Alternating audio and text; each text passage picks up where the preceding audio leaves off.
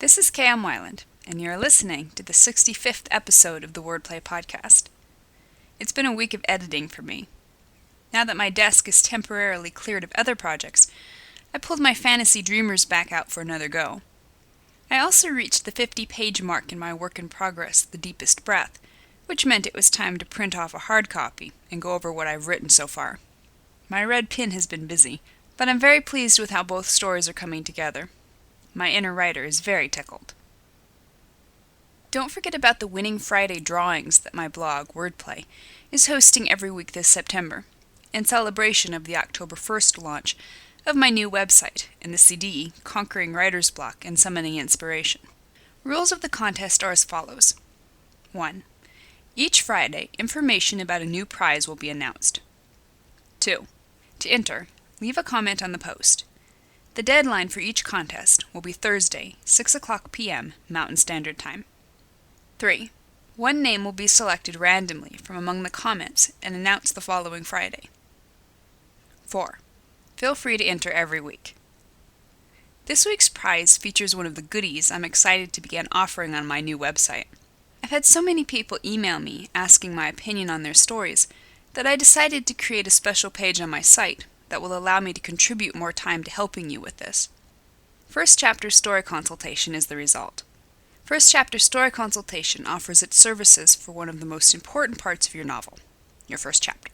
Are you hooking readers? Is your story idea unique and gripping? Is your writing ready to submit to an agent? Find out. To learn more about First Chapter Story Consultation, stop by my blog at wordplay-kmwyland, that's weiland.blogspot.com, and be sure to leave a comment to enter the contest.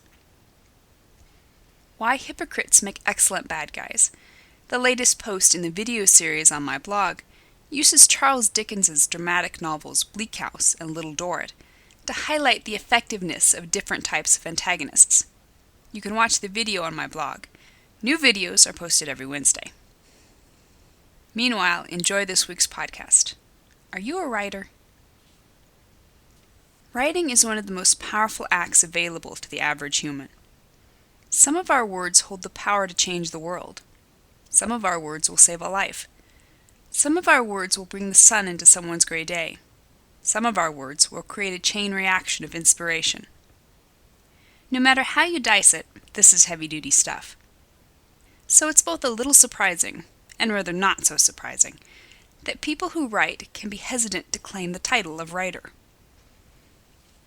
It's much too easy for us, no matter where we are on the writing ladder, to feel that what we're writing isn't important enough to qualify us for a full-fledged writer card.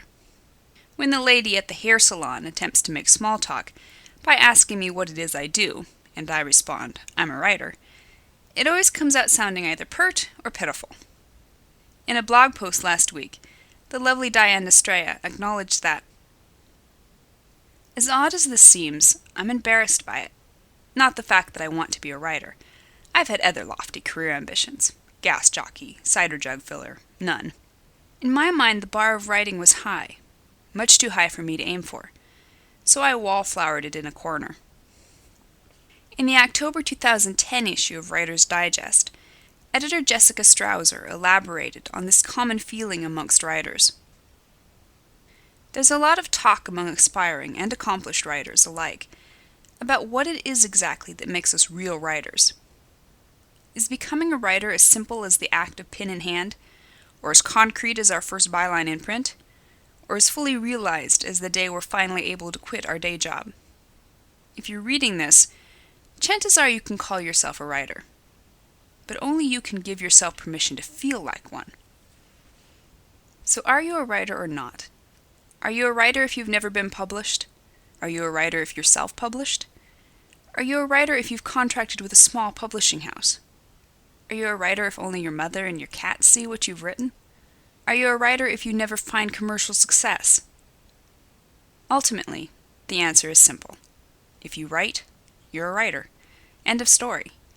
You don't have to make money, you don't have to gain a huge following, you don't have to win the Pulitzer. You don't even have to be published.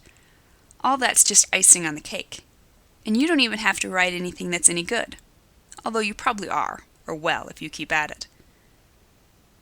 As the ever-insightful Orson Scott Card points out in his How to Write Science Fiction and Fantasy, the writing life is always a balance, no matter how talented or successful you may or may not be. Writers have to simultaneously believe the following two things. 1. The story I am now working on is the greatest work of genius ever written in English. And 2. The story I am now working on is worthless drivel. Don't sell yourself short. Every time you set your fingers on your keyboard, every time you take a pen in hand, you are a writer. Shout it to the world. Let them hear you roar. This is who you are, and this is something worth being proud of, just as surely as it is something that challenges you to better your stories, yourself, and your world with every word you write.